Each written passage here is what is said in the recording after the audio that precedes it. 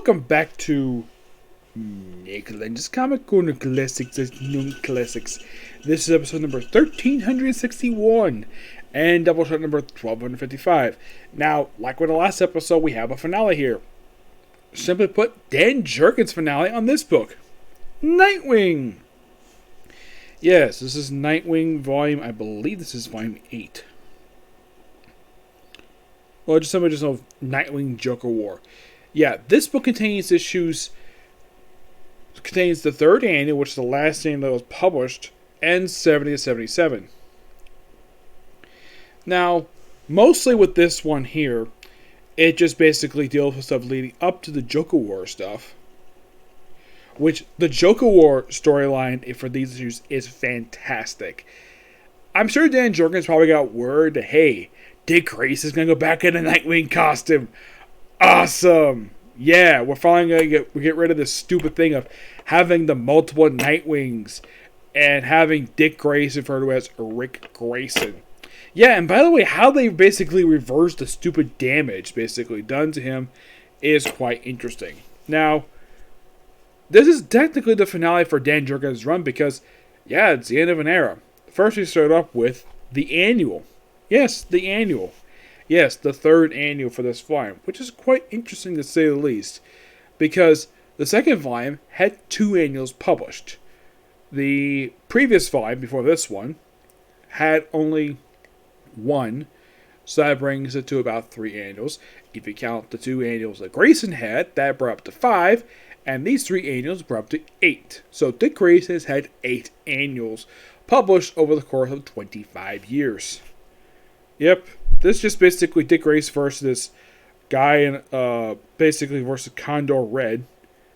Yep, and this is probably like a flashback story. Basically like a year ago because Dick Grayson's in the Nightwing costume. Yeah, it's teased things to come. Called Wings Up. And features also somebody who's been absent from the series since Tim Seeley's run for the book, Blockbuster. Yes, but here's the thing. He's back in the traditional Chuck Dixon era. Big, bulky guy. But yeah, it's great to see Blockbuster. And when you read this, it seems like it elements of Chuck Dixon's run here with the way Blockbuster's written. The way that how interesting story this is. Yep, it's episode really good. It's a really interesting story. Has Nightwing put on like an armor like that and just take on Blockbuster, beat the crap out of him. And that's that. Yep. Now, we still basically, for most of this trade, with the exception of the last 2 issues, Nightwing is wearing this costume right here. The costume that Dan Jurgens basically, well, one of his artists designed for him. And we basically, it's very reminiscent basically what happened before with the Year of the Villain tie-in with him becoming Talon, which I thought, in my opinion, was the most interesting thing to happen with this era of Dick Grayson. And we have the team of Nightwings basically debating what to do next. And then we have Joker. Yes, Joker himself shows up, sees one of the Nightwings, says, "Yeah, you're not Nightwing." So he proceeds to deal with him. He burns him. So anarchy. Rick Grayson's girlfriend basically deals all this stuff. And of course you have Joker come across this jewel, this crystal. Yes, this crystal. This crystal, believe it or not, becomes a big major plot point in this particular tie-in for Joker War. Yep. What is the point of this thing? Well, I'll explain in a minute. At the Prodigal Bar, basically, after a big conversation with Bia, and then all of a sudden, we see somebody coming down the stairs. And then we have this Tusk-looking guy. And, of course, well, Rick Grayson shows up to beat the crap out of the guy. And we see a detective. One of the Nightwings, see that her brother, basically her partner, being operated on. Oh, yeah, then Bia runs into the Joker. Yeah, this is interesting. Yeah, Joker showing up in the Rick Grayson stuff. I'm like, yeah. And then, of course, Rick Grayson shows up and, well, talks to basically Joker. And this is something interesting about Joker. He apparently knows the identity of all members of the Batman family, including Dick Grayson. So he somehow come across this jewel. Where the heck this jewel came from, he just randomly found it in some apartment. And the thing is, this jewel basically uses sort of in a way rewrite his memories. And then we have Punchline. Yes, Punchline herself appears in this tie-in, along with Batgirl. By the way, her basically Batgirl's appearance took place just after the very 2 issues of Batgirl that tie into Joker War. And of course, rewriting his memories to where apparently he's like working with the Joker. It's interesting though. Punchline does a little bit more in this tie-in than she does in the main book. Mm-hmm. Yep, we have where Joker basically works with Dick Grayson, where he refers to him as son of Joker. Which you're thinking, wait, does this sound very familiar? A former, basically one person who is brainwashed by the Joker, thinking that he's his son. I'm like, this sounds very familiar. And it should. It sounds like the plot from Batman Beyond Return of the Joker. It's a similar plot, per se, which explains the whole thing with Tim Drake, but this is done with Dick Grayson this time, which is interesting to say the least. So, except with that one, he's just rewriting his memories. You see some classic pose, like Joker posing like freaking Batman, when on the rooftop, or of course having Batman be the villain and Joker be the good guy. And, well, then they have a fight between Rick Grayson and Batgirl on this rooftop, which, remember, they do go back to this. And, well, they fight for a while, and we see in the background Dick Grayson's costume, his Nightwing costume. And he basically starts to kind of remember. So he then takes on, and then he basically, he's about to work with Red Hood and Tim Drake, and then he basically beats the crap out of them because he's brainwashed. Yep, he's freaking brainwashed. Just cuz. And of course he fights them, and then eventually, of course, his memory, and he gets the crystal back and restores his action memories. Plus, I love the artist basically having where is Flying Grayson's costume, his classic 70s George Perez costume, and the current Nightwing costume, which I think is brilliant. He is Richard Grayson, Dick. And B is like, Rick, you okay? Yeah. Rick? Not Rick. Dick. You did it. He's ours again. And of course, and she's like, Bruce, Batman. Glad to see you again. And B is like, oh my god, you're him. Mm-hmm. Yep. And the way this is written, it's like she's basically tossed aside. And that pretty much ends the tie-in for basically main stuff with Joker War, just during basically Dick Grayson's memories. This was something James Tynion basically wanted to do, and this is one of the things that was announced when he took over Batman. This is one thing he wanted to put Dick Grayson back in the Nightwing costume, because this whole Rick Grayson stuff was utter garbage. I don't know whose bright idea DC was. I hope the person got fired, or at least got reassigned to something else because it was stupid. And then we have Dinah Troy and Garth reunite with Dick Grayson, which I think is so great. And mostly put this issue just deals with the aftermath of Joker War for these 2 issues. These clowns, and also having a follow-up to what happened in Batman 55, where he has this long-awaited rematch with KG Beast. Yep, it took long enough. Oh yeah, and by the way, when he was basically not himself, he apparently didn't know Alfred died, and then he go visit his grave, and of course Dick Grayson is put back on the costume again after some convincing from Batman, and then he basically confirmation one of the Nightwings, and tells Team Nightwings, stand down, I'm back. You don't need to basically do the job. You can basically go back to do before, being firefighters and police officers. Though Hutch, the guy who wore the red costume, which is basically the old costume from New 52 era run for Dick Grayson as Nightwing. I was saying that, but something more. And then, of course, we have the long-awaited rematch with KG Beast because, well, my opinion, the reason why Dan Jurgens basically wrote this 2-parter is because this is basically Dick Grayson's payback to KG Beast for nearly ruining his life. Yep. Oh yeah, and the title of this final part is "The Problem with the Napkin Man," which was pointed out by Batman. Those were Dick's last words prior to being shot in the head.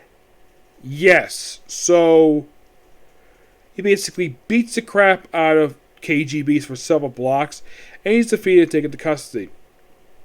And then he just breaks up with Bia, and he flies off. And then we have one last issue, is basically, and plus, this is actually pointed out by online, this image right here of Dick Grayson and, well, with Nightwing and Batman running, it's a homage to an old Jim Lee cover from 2004, from one of the Hush covers, issue 615, which I believe was like chapter 10 to that story.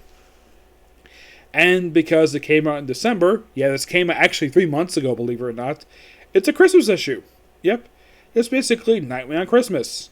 And deal with Santa Claus, stuff like that. It's a great ending to this particular run. Yep. But in the case of this particular trade itself, I give it a 9 out of 10. It's fantastic. Okay. Now, final thoughts on Dan Jurgens' run for the book. In my opinion, Dan Jurgens came on board probably to help revitalize the title, probably because, and this is my honest opinion, I think the book, when they switched to Rick Grayson stuff, the book was losing sales quickly. So they took Lobdell off the book abruptly and replaced him with Dan Jurgens, the guy who DC trusts a little bit better than Scott Lobdell. Nothing against Lobdell. The guy, I've met Scott Lobdell and Dan Jurgens. They're very good writers and good people to me in person. But Lobdell basically didn't need to be on Nightwing at all.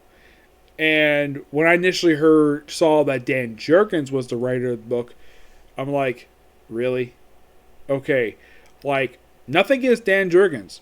I mean, his experience writing Nightwing is basically very, how should I put this? It's very limited, to say the least. I mean, I think the best person to help could have saved the book is Chuck Dixon. He would have been fantastic. Nope, with Dan Jurgens, a guy basically who a lot of people know as the writer, a longtime writer and artist for Superman comics. People like him doing Superman. I mean, I like his Superman work. I mean, if you read his Superman work from Volume 2, what he pretty much wrote and drew all the issues of Superman Volume 2 that came out in the 90s. From the start to the very end of the 90s, he did all those issues. His run was actually pretty damn good. I'm not really like a big fan of Superman, but I do like his run for the book. I thought his run was fantastic. Nothing really wrong with the run. But him writing the book basically is kind of problematic at best. I think he was trying it in the way slowly, trying to get rid of all the bullcrap nonsense that Scott had to be forced to basically do. And I'm sure he either that or he probably asked to come on the book because he probably realized, though, yeah, a lot of the stuff basically he was doing in the book was utter nonsense. And one way, in my opinion, he basically helped, in a way, inadvertently save the book was the Year of the Villain tie-in. Yes, with the whole thing of Dick Grayson turning to Talon. Because even he probably noticed, though, Rick Grayson was utter stupidity. And the whole team of Nightwings was dumb idea at best. And thank God, basically, Dan Jurgens fixed that. It's quite strange, though, that we replace him with another really good writer. As far as I know, this guy does have experience writing Nightwing in the pages of Injustice. Though, I'm going to trust, basically, what Tom Taylor is going to do with the book, because they released the first issue just recently. It's Tom Taylor. Yep, Tom Taylor, which I'm like, that's an interesting name. Yes, he's the current writer for Nightwing, which I'm like, yeah. When I saw that, I'm like, really? Tom Taylor's writing Nightwing? Cool. Sign me up. I'm sure everybody when they saw that, goes part of DC and Frontier. Book was released just last month, believe it or not. Almost a month ago. I'm sure a lot of people, when they saw that, are like, Tom Taylor writing Nightwing? You got me curious. Well, I'm hoping when the first trade comes out, basically, I probably would buy it. Because the thing is, since Tim Seeley left the book about 2 years ago, like, I have stopped buying the Nightwing trades. I only review them because I want to continue reviewing what goes on in the series. Because the thing is, I have not liked what the book has basically done since Tim Seeley left. Like, for example, all those cool supporting characters that he introduced during his run, all but one dropped as soon as the next writer took over, Sam Humphries. But at least it was the frickin' Nightwing. And it seems as though that Humphries, I think a lot of people thought he was going to stay for more than one story, but nope, he left and then hit out Ben Percy, who then hit off LaBelle, and now it's Dan Jurgens. And hopefully with Tom Taylor, he's there longer. I mean, if you're curious how many issues Dan Jurgens wrote for the book series, he did. He came on issue 59 and left with issue 77. So he wrote almost 20 issues. So he was in the book for almost 2 years, which is quite something. And put out 2 annuals in that period of time, which is quite something. I mean, the guy's used to doing annuals, so why not? Give or take. Alright, now, moving on to a book that came out not recently per se. This series came out 10 years ago. What book is it? A book for an event that gets very mixed reception. Now, I initially heard about this time, I'm like, interesting. Now, I think the writer basically gets a lot of flack for this book. The book has got really good art by Stuart Immonen. This is written by Matt Fraction. You're probably thinking, Matt Fraction, a comic book event. He only did one. This book, Fear Itself, which comes from an old FDR speech. There's nothing to fear but fear itself. They use it as heavy promotional material for this particular event 10 years ago. And reading it, I did not think it was a terrible event. Ed the Blue Goblin hates this event. He hates this one because he thinks it's the worst event. And you think this is worse. AVX is more polarizing than this. I mean, yeah, there's some controversial moments. This basically collects the main event plus Fear Itself Book of the Skull. That is simply put a prelude book. It's really interesting story because I like World War II style stories. It's basically in a way like the invaders in World War II. Now, Book of the Skull is not written by Matt Fraction. It's written by Ed Brubaker, the guy who was writing Captain America at this point. And, of course, the artist was Scott Eden. Now, we look at the cover, okay, you see Thor being, beaten up by somebody. We see Wolverine. We see Iron Man. We see Spider-Man, who actually is an event, though he doesn't do a lot. And we see Commander Steve Rogers. You're probably thinking, wait, Commander Steve Rogers, you mean Captain America? Well, this is during a period of time when he was Commander Steve Rogers. I mean, he was like this for over a year, and then thanks to this event, he basically became Captain America. Well, there's a reason for that. Book of the Skull is an excellent story. It's basically a story that takes place just prior to the start of this event. It basically is a lot of explanation of what goes on with Sin herself, and it focuses a lot on basically World War II, Red Skull, and him versus the invaders. It's an excellent story. It also features the invaders fighting frost giants in Norway, which is awesome. Yeah, an awesome story. And then you get to the main event itself. Now, this particular book had a debut of Boar. It's the character knows the God of Fear. Yeah, he made his debut in this particular event. And it's all referred to as the Serpent War, because you have the Midgard serpent pop up in here. And, basically, it's basically in a way the first big event that the Marvel Universe has dealt with since Chaos War. So, throughout this event, there's these various hammers that go all over the place. First hammer scene is picked up by Sin, aka the female Red Skull. And she transforms into this. Yep, this is her attire. And she's not the only one who picks up a hammer. We also have Grey Gargoyle. He picks up a hammer. He does one of the tie-ins. Not in this particular event for some reason. You'll see the Hulk, the Thing, Titania, her husband Absorbman. Yeah, these are the 6 people who are the worthy.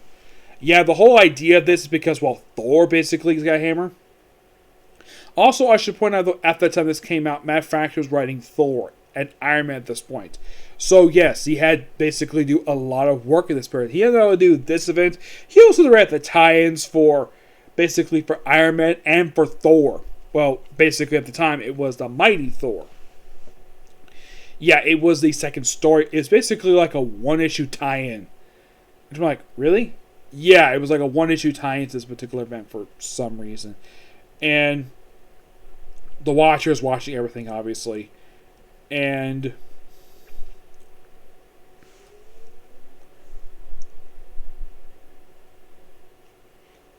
here he is, the God of Fear.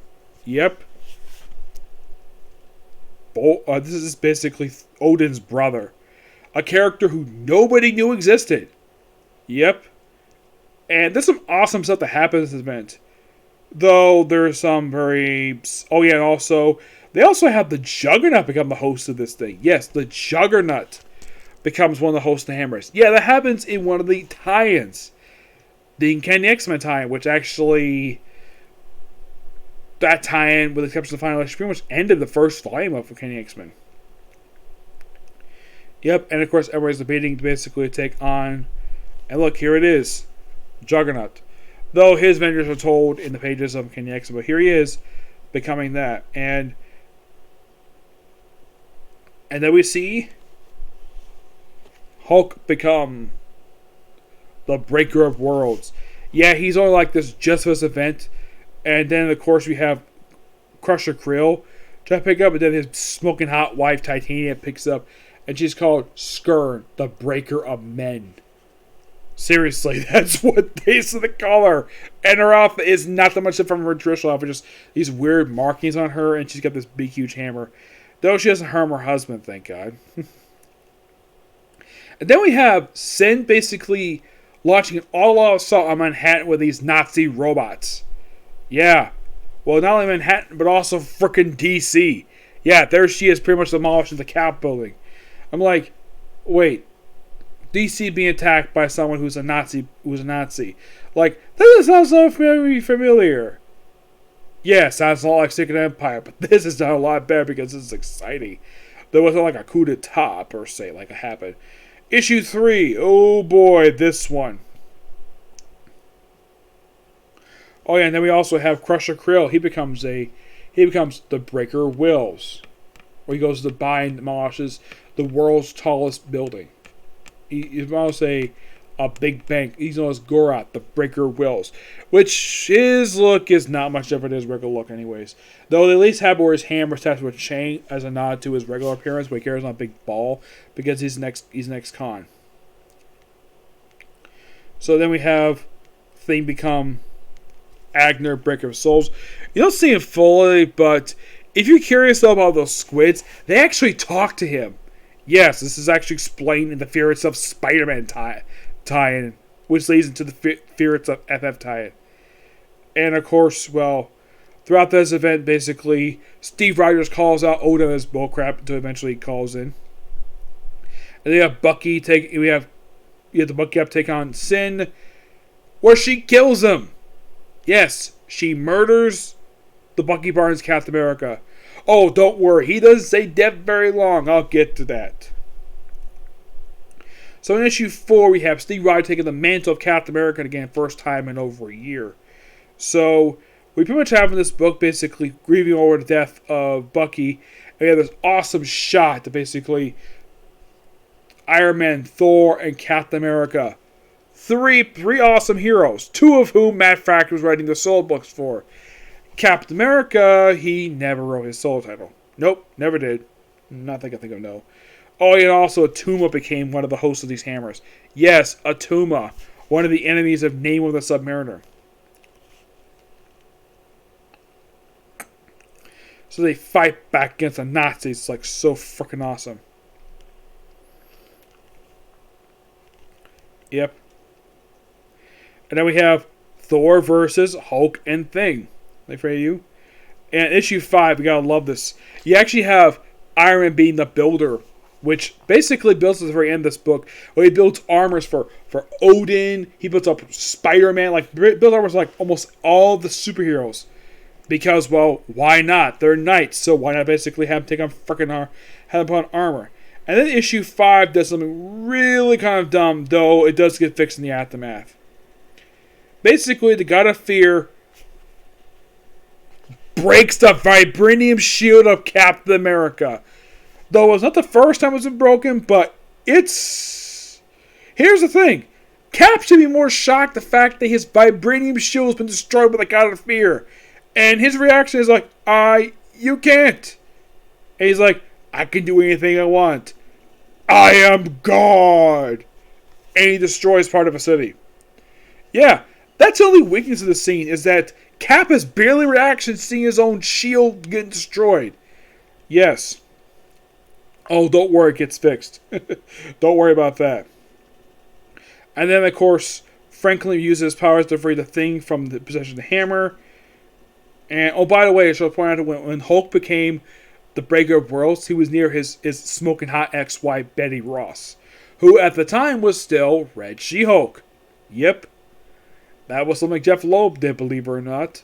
Yes, he made her Red She-Hulk, which it still to this day made no sense. I mean, why her be Red She-Hulk? At least Ross made sense being the Red Hulk, but why her? It makes no sense. And then we have a good thing, to be continued banner. Because Thor sent the hammer resist Hulk to space.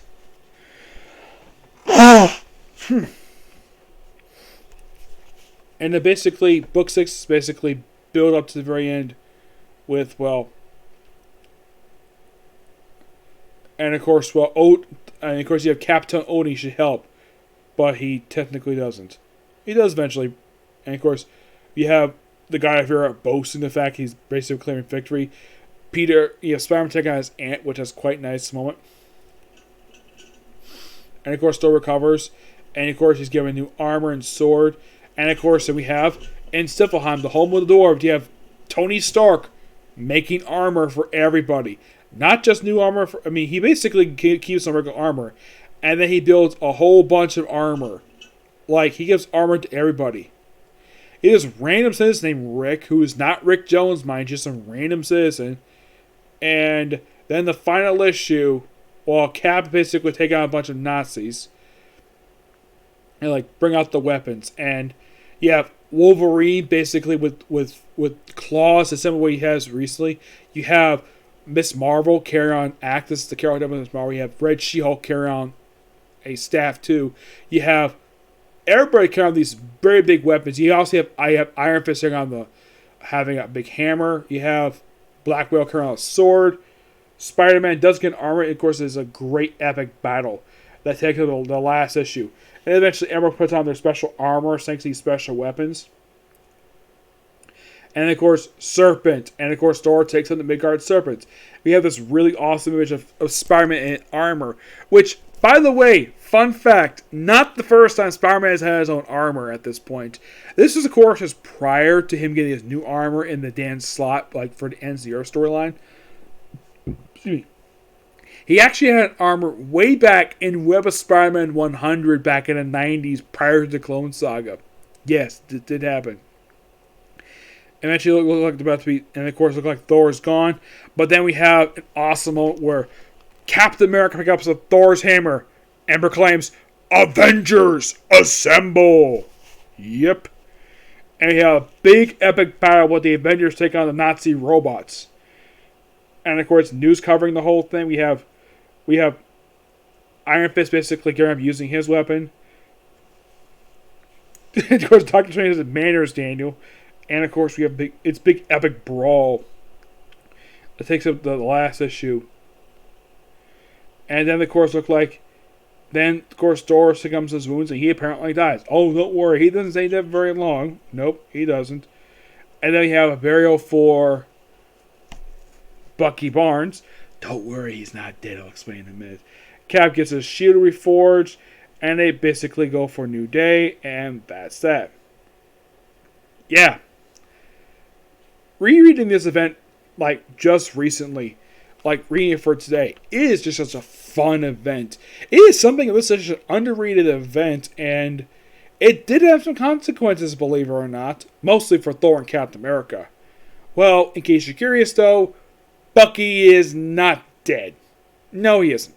He actually was going to be alive in the first one of the Aftermath issues. Not done by Fraction. Nope. Yeah, he was going to be alive, and then that led into a short-lived spin-off ongoing series, Winter Soldier, first by Bruce Baker, for the first 14 issues, and then continued from there for issue by a different writer. Thor himself came back in his own solo book, and of course Cap had continued his own book, which got relaunched after this by Brubaker that lasted for 19 issues, which he left the following year after those 19 issues were completed.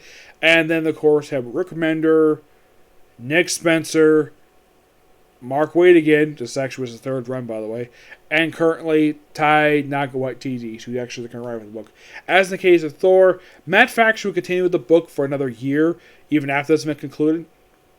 And so he left. Excuse me.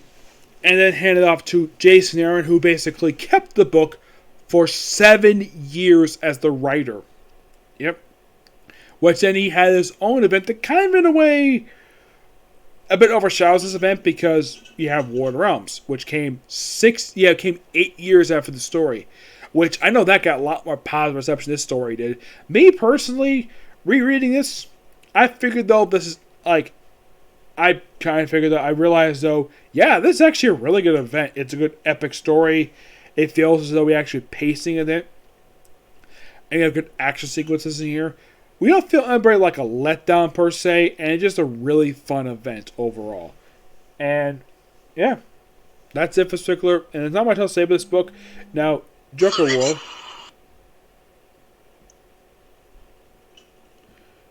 Nightwing Joker War, I give that one a 9 out of 10. Fear itself, I surprisingly am going to give a 9.5 out of 10, because I found this book to be pretty fun. Yep. Yeah, still got a while to go before I cover everything from Fear itself, but this is going to be just really fun to get more into. Yep. And here's the thing. As of reading this now, I have technically one event miniseries left for Marvel that has been published since they brought back events back in 2004. And what event is that? Chaos War. Yeah, believe it or not, that's the only one left. Because Fear itself was actually one of two I had left. And now I have one left. Just Chaos War. An event nobody talks about. I mean, people have talked about Fear itself, but Chaos War? Not really, no. It's a very underrated event. It seems as though, like, Shadowland, Chaos War, and this are very underrated events. Yeah, 3 in a row. That's quite something. Seems like that after Siege, like, nothing really big happened. A lot of people think nothing really big happened until AVX. Well, that's not entirely true. You had Shadowland, you had this, Chaos War. Yep.